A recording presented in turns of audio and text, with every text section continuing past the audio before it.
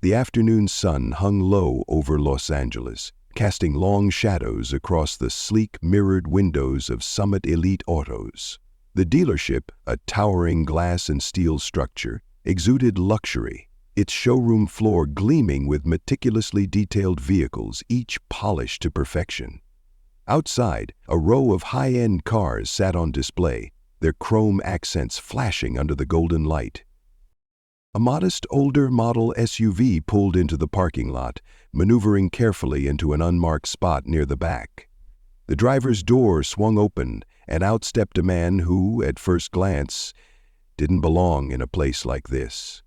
Logan Hayes adjusted the sleeves of his faded gray hoodie, his sneakers scuffing against the pavement as he took in the towering dealership before him. Jeans, slightly worn at the knees, and a baseball cap pulled low over his eyes completed his look. Simple, unassuming, and deliberately casual. But Logan wasn't here to impress anyone. Instead, he was here to watch, to listen, to see how this place operated when no one knew who he really was.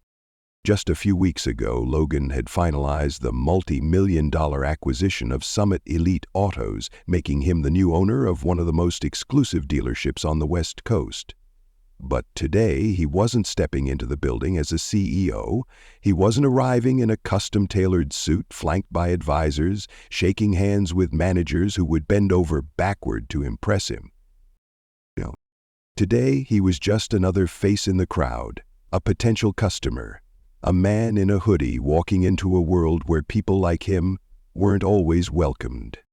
As he approached the entrance, he could see the employees inside. A well-dressed group engaged in easy conversation by the front desk, laughter, casual banter, the unmistakable confidence of people who knew they were in control of the room. Logan pushed open the glass doors. The moment he stepped inside, the atmosphere shifted. The air was cool and crisp, infused with a distinct scent of leather, new upholstery, and fresh car wax. Overhead lights reflected off the glossy surfaces of luxury sedans and high-performance sports cars, turning the space into a cathedral of wealth and exclusivity. And yet, as Logan walked in, something else became just as clear. The looks, the subtle glances, the unspoken judgment. He felt it before a single word was spoken. The way the conversation at the front desk quietly faded, how the laughter died down just enough to acknowledge his presence. He wasn't being welcomed. He was being assessed. And just like that, Logan knew. This was going to be interesting. Logan took his time, letting his gaze wander over the pristine showroom. Every car was a statement, sleek, powerful, and meticulously curated to project status. He ran a hand along the glossy hood of a jet-black Aston Martin, feeling the cool, mirror-like surface beneath his fingertips. The tension in the room was almost tangible. Though no one had said a word to him yet, he could feel the weight of their silent scrutiny, the way their eyes flicked to his hoodie, his worn jeans, his unbranded sneakers. It all told him exactly what he needed to know. Then came the first move.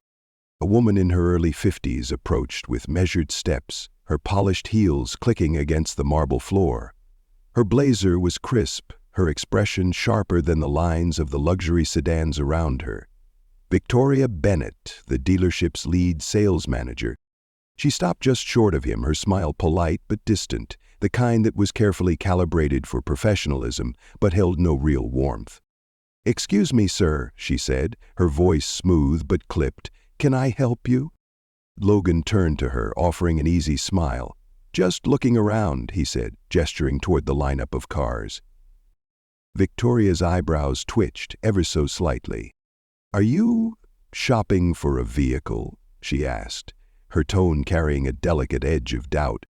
It wasn't outright condescension, no, that would be too obvious, but the way she phrased it, the way her gaze lingered on his clothes, made it clear. She had already made her judgment. Logan simply nodded. "Something like that." Victoria's smile tightened. She clasped the iPod she was holding a little closer to her chest, as if shielding herself from wasting too much time. "Well, we cater to a very specific clientele here," she said, her words measured, careful, but unmistakably exclusionary. "Most of our inventory requires pre-qualification. Perhaps I could recommend—" She was cut off by a voice from across the showroom. "Hey, Victoria, delivery guys here." For just a moment, her attention wavered. But then, just as quickly, her gaze snapped back to Logan, as if ensuring he wouldn't take a step too far. Logan raised an eyebrow, his voice light. "You're assuming I'm not qualified?" Victoria blinked, but only briefly. She was too experienced to be rattled by a simple question. She recovered quickly, her posture stiffening slightly. "I'm just trying to save you some time," she said with a practiced smile. "These vehicles start at 6 figures. Maybe I can direct you to—" Logan let out a soft chuckle, shaking his head. "That's quite the assumption." The words hung in the air like a challenge, subtle but undeniable. For a split second, Victoria faltered, but she was quick, too quick, to straighten her shoulders, regaining her composed authority. "I'll be back with a list of options," she said briskly, before turning on her heel and walking away. Logan watched her go, his expression unreadable. He turned back to the Aston Martin, its sleek frame reflecting his own image back at him. This was going to be even more interesting than he thought. Logan remained where he stood, his hands casually tucked into the pockets of his hoodie. The weight of judgment still hung in the air, unspoken but palpable. He had seen this before. The coded looks, the silent dismissals, the quiet yet deliberate attempts to steer someone like him away. Victoria disappeared into an office down the hall, presumably to fetch whatever more suitable options she had in mind. Meanwhile, the other employees had gone back to their conversations, though their eyes flicked toward him every so often. He let them. Logan walked further into the showroom, taking his time as he examined the cars. A silver Bentley coupe, a deep blue Porsche 911, a fully customized Range Rover. He didn't miss the way an associate subtly positioned himself closer, as if to ensure he didn't get too close. "Do they think I'm going to scratch the paint?" Logan mused internally, amused. A few minutes later, Victoria returned, clipboard in hand, her stride brisk and businesslike. "All right," she said, stopping just a few feet from him. "I've put together a few options that might be more accessible for your situation." Logan tilted his head slightly. "My situation?" Victoria nodded, her tone still carefully controlled. "Yes, these are high-quality pre-owned vehicles that are practical, economical, and, well, reliable."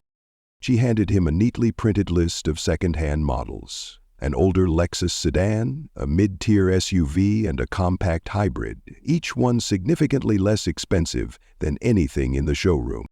Logan scanned the page, a faint twitch at the corner of his lips. She had already decided who he was before he even spoke. He folded the paper neatly, slipping it into his hoodie pocket without even glancing back up. "Appreciate the effort," he said, voice level. For the first time, Victoria seemed slightly thrown off. She expected a reaction, defensiveness, embarrassment, maybe even gratitude. Instead, Logan gave her nothing. She hesitated, then lowered her voice, as if offering him a personal favor. "Look, I'm just trying to be realistic with you," she said, her tone carrying an almost patronizing quality. "Summit Elite Autos isn't for everyone. I don't want to waste your time." Logan met her gaze, calm but unwavering. "And what exactly makes you think I'm not your target customer?" The question landed like a stone in still water. The flicker of hesitation in Victoria's eyes was brief but telling. "I've been doing this a long time," she said, recovering quickly. "I can tell when someone is out of their depth." Logan let out a soft chuckle, shaking his head slightly. "Honesty, huh? I like honesty." He let the words sit for a moment before adding, "How about this? You let me speak to the owner. Think we can make that happen?" Victoria's eyebrows shot up, genuine surprise flickering across her face for the first time. "The owner?" "That's right," Logan said, his tone light, almost conversational. "I'd like to have a word with them." Victoria's lips twitched in an awkward attempt at a polite smile. Well, that's not possible today. The owner doesn't just drop by for casual visits. They're a very busy person. Logan nodded thoughtfully. I'm sure they are. He paused, then added, but maybe you could give them a call. Let them know I'm here. I think they'd want to meet me. Victoria's smile tightened. Her patience was slipping. Sir, she said, voice strained but still trying to sound professional. I'm trying to be as polite as possible, but this is getting ridiculous. I have other customers to attend to. If you're serious about buying a car, we can schedule a meeting with one of our sales consultants. Otherwise, Logan's eyes narrowed slightly, just enough to add weight to the moment. Otherwise what? He asked, voice still calm but now carrying an unmistakable edge. Victoria exhaled sharply, clearly frustrated. Otherwise, I'm going to have to ask you to leave. The words hung in the air, heavy with unspoken implications. For the first time, the showroom felt completely still. The quiet conversations in the background had stopped.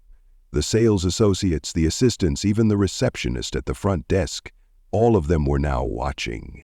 Logan didn't flinch. Instead, he reached into his pocket, pulled out his phone, and started scrolling. Victoria's brow furrowed. What are you doing? Logan didn't look up as he casually responded. Just calling the owner. He pressed dial, lifted the phone to his ear, and said, Yeah, it's me. I'm at the dealership. Everything's fine. Just a little misunderstanding. Could you let them know I'm here? Victoria's eyes widened. Her expression shifted from annoyance to confusion, then something close to panic. Around them, the employees were frozen, watching the scene unfold. Logan slipped the phone back into his pocket and turned to Victoria with an easy smile. They'll be here shortly. The tension in the room was suffocating now. Victoria's mouth opened slightly, but no words came out. This was the moment she realized she had made a very, very big mistake. The seconds stretched into minutes, but the weight of the moment made time feel frozen. Victoria stood stiffly, her clipboard clutched like a lifeline, her carefully curated authority beginning to crumble. The air in the showroom had turned heavy, thick with an unspoken sense of dread. The glass doors swung open. A man in a navy mauve suit strode inside, his polished shoes clicking sharply against the showroom's pristine tile floor.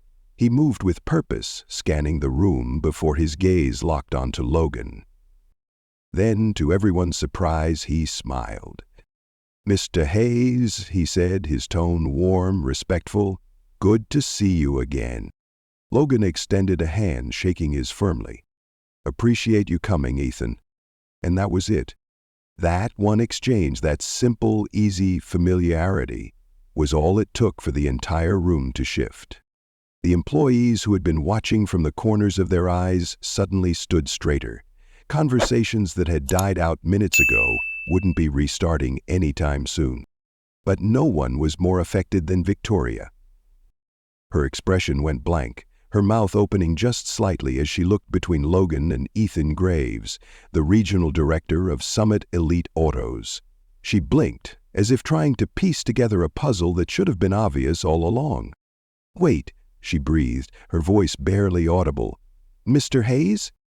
Ethan turned toward her, his businesslike smile cooling into something more professional, almost curt. Victoria, he said, I see you've already met Mr. Hayes. Logan said nothing, simply watching as realization finally crashed over her. Her hands tightened around her clipboard, knuckles turning white. The confidence she had worn so easily before was gone. I didn't realize, she stammered. Ethan exhaled through his nose, his jaw tightening. You didn't realize, he repeated, before glancing at Logan with an apologetic look. I trust this wasn't your ideal welcome? Logan raised a hand, a silent gesture that cut off any further explanation. It's all right, Ethan, he said smoothly. I think Victoria and I just got off on the wrong foot.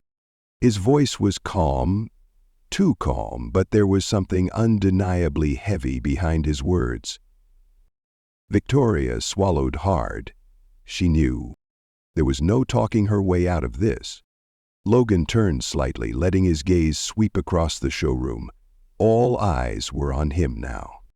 "You know," he mused, his voice light, almost conversational, "I wasn't planning on introducing myself today.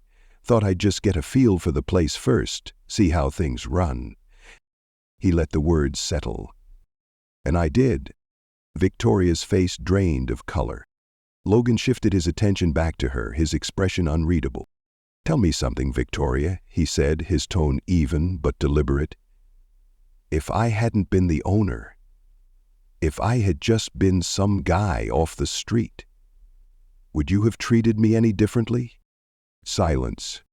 She opened her mouth, but nothing came out. And that, Logan realized, was his answer. He exhaled slowly, nodded once, then turned to Ethan.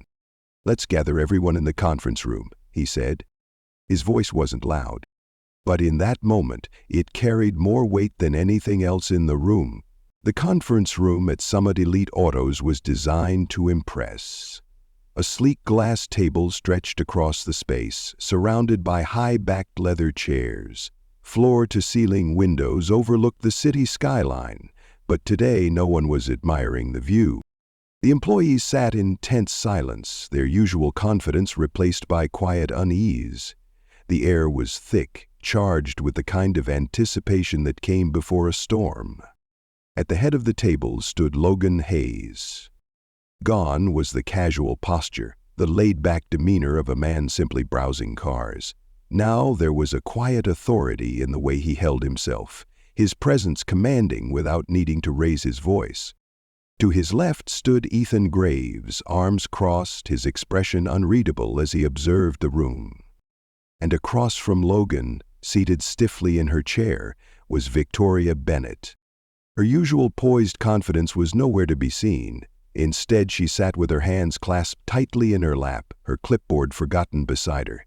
She wasn't the only one who looked unsettled. Many of the employees avoided eye contact, clearly aware of what was coming. Logan let the silence linger just long enough to make an impact before he finally spoke. "Thank you all for joining me on short notice," he began, his voice measured, controlled. "For those of you who don't know, my name is Logan Hayes, and as of last month, I am the new owner of Summit Elite Autos." A few murmurs rippled through the room, some surprised, some embarrassed, and others simply confirming what they had just witnessed. Victoria sat stone still, staring straight ahead. "I came here today dressed the way I did for a reason," Logan continued. "I wanted to see firsthand how this dealership operates when no one knows who I am, how customers are treated when there's no expectation to impress." He let that statement settle for a beat. "And what I experienced was disappointing." A heavy silence followed. "I was judged, not for what I could bring to the table, not for the questions I asked, but for how I looked. And I'm not here to single anyone out." Logan's eyes flicked toward Victoria for just a fraction of a second before he continued, "But we need to talk about what that says about the culture of this dealership." Victoria shifted slightly in her seat, her shoulders stiff with tension. One of the younger sales associates, a man in his early 30s, hesitantly raised a hand. Logan nodded toward him. "Go ahead." "Mr. Hayes," the employee started, his voice uncertain, "I think most of us try to treat customers fairly. But sometimes it's hard not to make assumptions." Logan nodded, his expression thoughtful. "I get that," he said. "We all have biases, whether we want to admit it or not. But here's the thing. It's not enough to just try to be fair. We have to actively challenge those biases. We have to create an environment where everyone feels respected, regardless of their appearance, background, or anything else." His words carried a weight that settled over the room, pressing down on everyone present. Finally, Logan turned his attention fully to Victoria. "Victoria," he said, his voice gentle but firm, "I want to give you the opportunity to speak. Is there anything you'd like to say?" All eyes turned to her. For the first time since stepping into the conference room, Victoria looked up. Her usual sharp gaze was gone. In its place was something much more raw, something much more human. She hesitated, then finally spoke. She began, her voice softer than anyone had ever heard it. She cleared her throat, forced herself to sit straighter. I made a mistake. It wasn't defensive, it wasn't an excuse, it was an admission. I misjudged you, she continued, her tone quiet but sincere. And for that, I am truly sorry. A beat of silence followed. Then, slowly, Logan nodded. His expression remained unreadable, but there was a slight shift in the air, a moment of acknowledgement. Thank you for saying that, he said, his voice even. I hope this experience serves as a reminder for all of us, not just you. Because change starts with accountability. Victoria nodded, still holding herself together, but barely. Logan turned back to the room. Moving forward, we'll be implementing new training programs to ensure this dealership represents the values I believe in. Every customer deserves to be treated with dignity, no exceptions. If anyone has an issue with that, now's the time to speak up. Silence. The room was deafeningly quiet, broken only by the faint hum of the air conditioning. No one spoke. The message was clear. The weight of Logan's words still hung in the air as the employees sat motionless, absorbing everything that had just transpired. No one protested. No one argued. The silence was more than just agreement. It was realization. A collective understanding that things needed to change. Victoria sat at the far end of the table, her shoulders slightly hunched, her hands folded neatly in her lap. She had spent years commanding authority in this dealership, knowing every policy, every sales strategy, and every high-end client that walked through the door. And yet, for the first time, she felt completely out of her depth. Logan glanced around the room before settling his gaze back on her. Victoria, he said, his voice steady but not unkind, I want to be clear about something. I'm not interested in humiliating anyone. That's not why I called this meeting. But I need to know, what are you going to do about this? A flicker of something, maybe pride, maybe hesitation, crossed her face. But when she finally spoke, her tone was softer than before, less rigid, more honest. She exhaled slowly, steadying herself. I've spent my whole career thinking I knew exactly what a luxury client looked like, and I was wrong. I judged you before I even gave you a chance.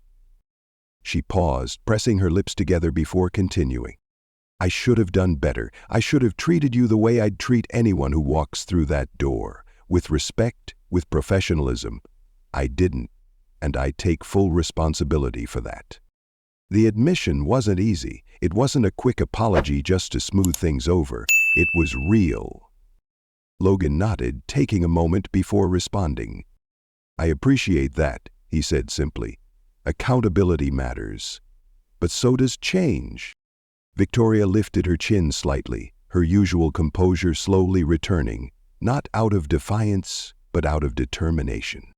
I want to do better, she said, not just for you, for the business, for our customers, and for myself. Logan studied her for a long moment. There was no begging, no pleading. Just a woman who had been humbled and was now standing in the aftermath, trying to figure out where to go from here. He could work with that. Good, he said, his voice firm but not unkind. Because I'm not firing you. A murmur of surprise rippled through the room. Even Victoria blinked, caught off guard. Logan let the reaction settle before he continued. You've been here a long time, and I have no doubt you're good at what you do. But being good at your job isn't just about closing deals. It's about how you treat people. I believe people can change if they're willing to try. Are you willing to try? Victoria didn't hesitate this time. Yes. Logan nodded, satisfied. All right, then we move forward. But know this. I'll be watching. And I expect to see real effort, not just words. Victoria met his gaze and nodded. Understood. Logan exhaled, then turned back to the rest of the room. This isn't just about one person, he said, looking at each employee in turn. This is about all of us. If this dealership is going to succeed, it has to be built on respect. We're not just selling cars, we're building relationships, and that starts now. There was a shift in the room, subtle but undeniable. The tension had eased, replaced by something different: resolve. Victoria wasn't the only one who had been given a second chance. The dealership had too. The tension in the conference room had settled into something different now, not relief, but resolve. It was as if a weight had been lifted, replaced by the quiet acknowledgement that things needed to change. Logan took a final look around the room. The employees weren't just sitting there out of obligation anymore, they were listening. Even Victoria, who had spent most of the meeting trying to keep her composure, now carried an expression that was harder to read. Something between determination and humility. Logan exhaled, leaning slightly against the table. "All right then," he said, breaking the silence. "Let's get back to work, but remember, how we treat people matters more than anything we sell." One by one, the employees rose from their seats. There was no dramatic applause, no overly enthusiastic gestures, just a quiet, mutual understanding that today was a turning point. As they filed out, Logan caught Victoria lingering near the door. She hesitated before stepping forward, her hands twisting slightly in front of her, a rare show of nerves. "Mr. Hayes," she began, her voice lower than before, I want to thank you for giving me the chance to make this right. I won't let you down." Logan studied her for a moment before responding. "I hope you mean that, Victoria," he said evenly, "because I wasn't joking when I said I'd be watching." She nodded, her expression sincere. "You'll see." Logan gave a small nod in return, then watched as she disappeared down the hall. It was a start. A week later, Summit Elite Autos looked the same from the outside. The cars still gleamed under the California sun, the glass showroom still sparkled, and the scent of leather and fresh wax still greeted customers the moment they walked in. But inside, something had shifted. Logan sat in his office now. A space that had once been just another corporate corner now carried his mark. The sleek desk had a single framed photo on it, his grandfather, the man who had taught him the value of hard work and integrity. A knock at the door. "Come in." Ethan Graves stepped inside, arms crossed, a knowing smirk on his face. "You made quite the impression last week," Ethan said, leaning against the doorframe. "Word travels fast. Other dealerships are already talking about the Logan Hayes surprise inspection method." Logan chuckled. "Good. Keeps them on their toes." Ethan nodded. "You think she'll change?" Logan didn't need to ask who he meant. "Victoria!" Logan leaned back in his chair. "I think she wants to. And sometimes, that's enough." Ethan considered that, then grinned. "You're different from the guys who usually buy places like this."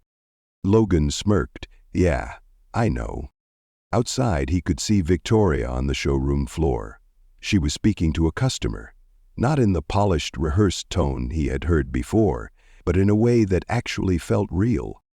Logan smiled to himself. This wasn't just about fixing a dealership. It was about building something better, and he was just getting started. Life has a way of teaching us lessons in unexpected ways. Logan Hayes' story isn't just about a business transaction, it's about integrity, respect, and the power of giving people a chance to change. Too often we judge others based on appearances, assuming we know their worth before they even speak. But true character isn't measured by what someone wears or drives. It's measured by how they treat others, especially when they think no one is watching. For older generations who have seen decades of societal change, this lesson is even more profound. Respect, dignity, and fairness are values that never go out of style. They shape not only our personal relationships, but also the world we leave behind. Logan didn't fire Victoria. He held her accountable, but also gave her a second chance. Because sometimes growth comes from mistakes, and real change begins with recognizing our own flaws. Whether in business or in everyday life, we all have opportunities to lead with kindness, fairness, and wisdom. The way we treat people matters, no matter their background. And in the end, that's what truly defines success. Logan's journey reminds us that respect and integrity should always come before judgment. True leadership isn't about power. It's about building trust, fostering growth, and treating others with fairness. If this story resonated with you, leave a like and subscribe to join us in exploring more heartfelt stories about second chances, resilience, and the power of doing what's right.